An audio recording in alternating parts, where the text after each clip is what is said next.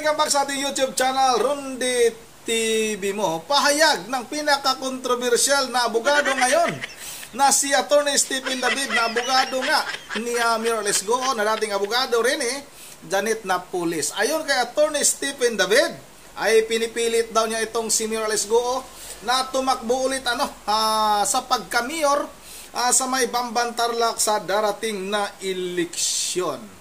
Yun ang nakikita natin itong si Mayor Alice Goon, sinasabi niya na lumaki daw siya sa farm. Pero nung nakita natin yung video, mga kababayan, yung in-upload natin kahapon, kung paano ba ito magsalita itong si Mayor Alice Goon, napakagaling magsalita nito, mga kababayan. Hindi ka panipaniwala na lumaki ito sa farm at walang maraming tao na nakakasalamuha dahil sa galing nito magsalita, magaling mambula. Nabula nga nito yung mga katutubo nung pumunta ito. Hindi ko lang alam kung anong lugar yun. Basta doon sa may mga katutubo talagang magaling magsalita. Sabi nga ng mga ibang nagkomento, ito ba yung lumaki sa farm? Ang galing naman ito magsalita. Hindi mo naman akalain na itinago itong babae na ito dahil nga sa husay nitong magsalita.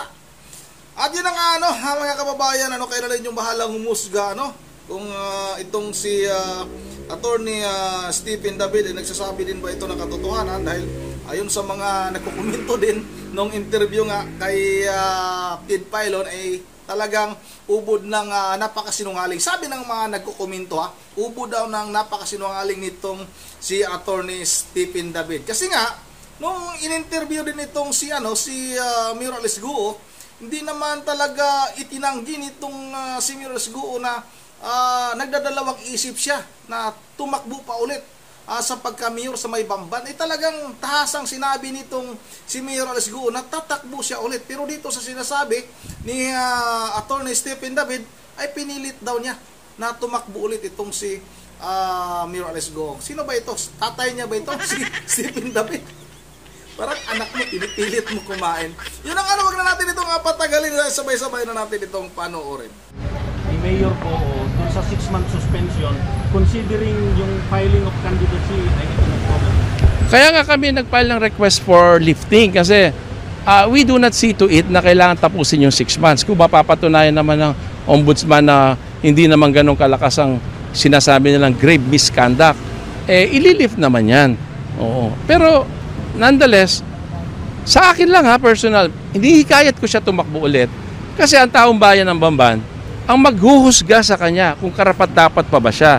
Hindi kung sinong taga-gobyerno na sasabihin mong hindi ka pwedeng tumakbo. Ano ang karapatan nila na kontrolin yung kagustuhan ng bayan ng Bamban kung siya ang gusto nila.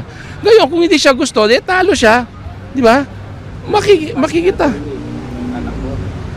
Pinipilit ko siya. Sana tumakbo siya. When you say pinipilit, ibig sabihin wala na siyang kagustuhan o interest na tumakbo? Hindi ko sinasabing wala siyang kagustuhan, pero siyempre nag-aagam-agam na siya. Di ba? Pero sinasabi ko nga, lahat ng allegations nila, kung sana binato lamang sa proper forum, ay kaya natin sagutin. Kasi ito pakiusap lang sa Senado. Ang trabaho ng Senate, in aid of legislation. Gumawa tayo ng batas kasi sabi nila, kailangan natin ng batas para maprotektahan national security, mabawasan ng ganito. Pagka ba napatunayan yung Pilipino si Alice, hindi na kayo gagawa ng batas. O kaya hindi nyo napatunayan nyo, halimbawa lang, na hindi mo naman kayo patunayan na Chinese siya, saka ka palang gagawa ng batas, saka ka palang kikilos.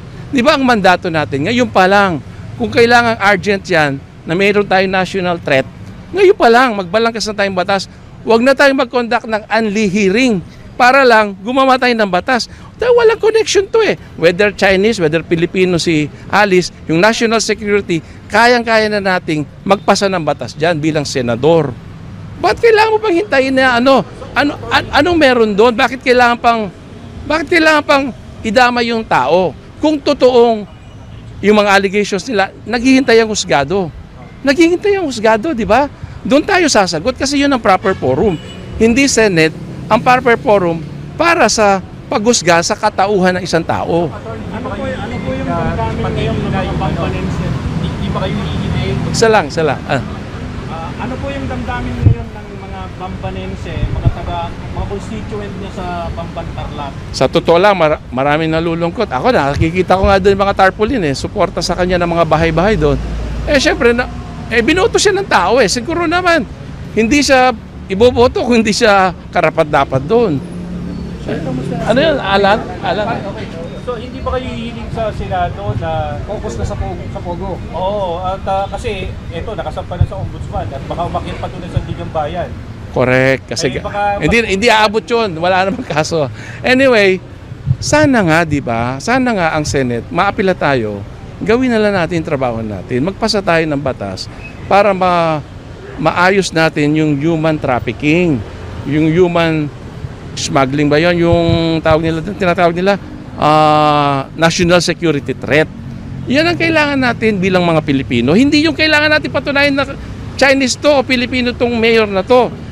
Walang connection yun kung mapatay na yung mayor, ngayon pa lang kung ako ang senator, isipin ko na Chinese to. Isipin ko na para ngayon pa lang gumawa na ako ng batas para matulungan ko yung bayan, mabawalan ma-prevent itong mga national threat, invasion, kung ano-ano, sinasabi nila. Lahat yan allegations. Ngayon, gumawa tayo ng batas. Huwag na nating hintayin na yung tao na pala na to, Chinese, na hindi nyo kasi kaya patunayan yan dahil hindi naman siya Chinese, Pilipino siya. Pagka hindi nyo napatunayan, unli-hearing tayo, kailan matatapos? Kailan tayo gagawa ng batas? Hindi ko na alam. Kumusta na po si Mayor na? Kumusta ang moral ni Mayor? Si Mayor, bilib nga ako dyan Ang lakas ng loob ang dami ng batikos.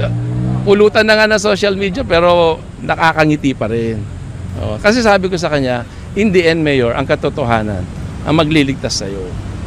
Kasi minsan, truth is stranger than fiction. Pero, wala, ganun talaga Ganun talaga yan. Sana lang lumabas yung katotohanan. Paano niya tinatanggap yung mga, lalo na yung mga online na batikos, yung mga opinion ng mga tao na hindi nakakakilala sa kanya?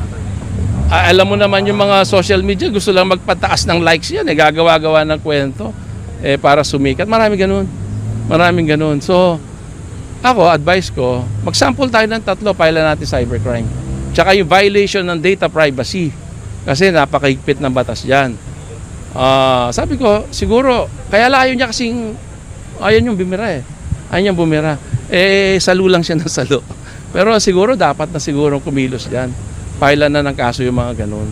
Attorney, ano yung allegations po ng money laundering daw? Involve yung father ni Daw yan Kaya nga dapat patunayan nila Kasi yan, allegation yan. Pag pinasok mo yan sa social media, headline yan.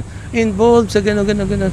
Allegation yan, boss. Kailangan patunayan mo. Sana ganito yan Bago tayo mag-akusa ng reputasyon ng isang tao, kasi sagrado yung reputasyon ng isang tao, sana meron muna tayong ebidensya. Solid na ebidensya na pwedeng tumayo sa kilatis ng hukuman. Hindi ang dali-dali kasing magbato Ang hirap-hirap sumangga. Kasi pag sinakyan mo yan, may troll na yan, may ano na yan, ang hirap ng mabawi. At the end of the day, wala naman palang katotohanan. Sinira mo lang yung pangalan ng tao. Sana bago tayo magganyang aligasyon, meron na tayong ebidensya para mas sikat ka, di ba? Kasi, eto pala, totoo pala to, may ganun pala. Sa ngayon, naririnig ko, malakas ang opinion namin. Narinig ko, Senator Risa, sabi niya malakas ng opinion.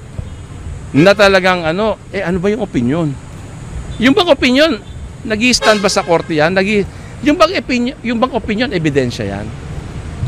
Attorney, you're questioning na po yung motive talaga nitong Senate hearing. Kasi ang motive nila, mag-pass ng batas. Dapat. Kung yun talaga ang motive nila, mag-pass na sila ng batas ngayon pa lang. Kasi malawak na investigasyon na yan. Marami ng resource persons ang na-imbestiga dyan. Ano pa ba ang kailangan para umpisahan ang pagbalangkas ng batas? Kasi kung hinihintayin natin yung citizenship ng tao, I'm telling you, hindi kayo makakapasa ng batas dahil hindi siya Chinese. Ilabas nyo yung Chinese passport, ilabas nyo yung Chinese birth certificate, ilabas nyo yung mga Chinese na nakakakilala sa kanya. Meron pa kayong basihan, pero kung wala yan, hintayin natin bago tayo magbalangkas ng batas? Huwag naman, di ba? Nangangailangan tayo ng national security. Sabi nyo nga, malala na yung problema sa human trafficking. Gawa na tayong batas ngayon. Ngayon na, wag na yung unli-unli hearing pa. Walang patutungan yun eh. Attorney, anong other legal avenue po yung tinitingnan niyo if just in case you will not be doon sa Pilipinas? Hindi po kayo mapagbibigyan. Well, ang proseso talaga dyan, pagkatapos dito, Court of Appeal, Supreme Court, ganun lang yung proseso doon. Oo. Sir, yung co-warrant of petition, maaaring i-file yan ng Solgen. Posibleng tinitingnan nyo na dyan para sa aspect na yan kung dumating man? Well, ang Pilipino siya. Pilipino siya. So, patunayan nila na hindi siya Pilipino. Sa amin, sasagutin namin yan. Kasi ang paninindigan namin, Pilipino siya, halal siya ng tao. Kung meron nagsasabing hindi siya Pilipino o ibang nasyonal siya, ipatunayan nyo yan. Total, meron naman forum dyan, yung OSG nga. Patunayan nyo. And we will answer all the allegations. So, tingin nyo madali nyo masasagot yung co-warrant of petition? Eh sila dapat na mag-prove ng ebidensya nun. Kasi kin-claim mong hindi siya Pilipino eh. And ang nanay niya Pilipino. Natural born Pilipino siya. Eh di Pilipino siya. May pinupunin yung PAOK na tax evasion case sa lifestyle daw ni Mayor.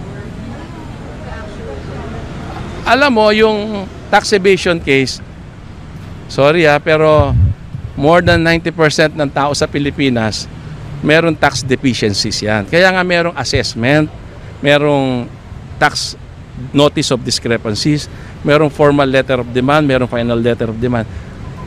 Kaya nga yung taxpayer, magbabayad siya ng deficiency. Kung meron siyang tax liability, babayaran niya. Hindi ka naman magpapile agad ng tax evasion. E di kung gano'n ang pagka the moment meron kang tax deficiency, file mo ng tax evasion, mauubos tayo, negosyante sa buong Pilipinas. Kaya nga pinapakinggan muna ng BIR, totoo ba na ayaw mo magbayad? Kasi yung tax evasion, ayaw mo talagang magbayad. Binigyan ka na namin ng singil, binigyan ka na namin ng panahon na magbayad, ayaw mo pa rin magbayad. Pero yung mga properties, yung sasakyan, yung shopper, lahat kayo bayad ng police. Well, bumili ka ng chopper, di ka naman magbabayad ng tax, may VAT yan eh. Yun na yun, yung mga sasakyan, may VAT naman yan, di ka naman magbabayad ng tax. Kung bibili ka ng VAT yan, di ba? Ngayon, ang sinasabi nyo, saan galing yung pambili niya? Siguro yung lifestyle yung tinitira nila doon.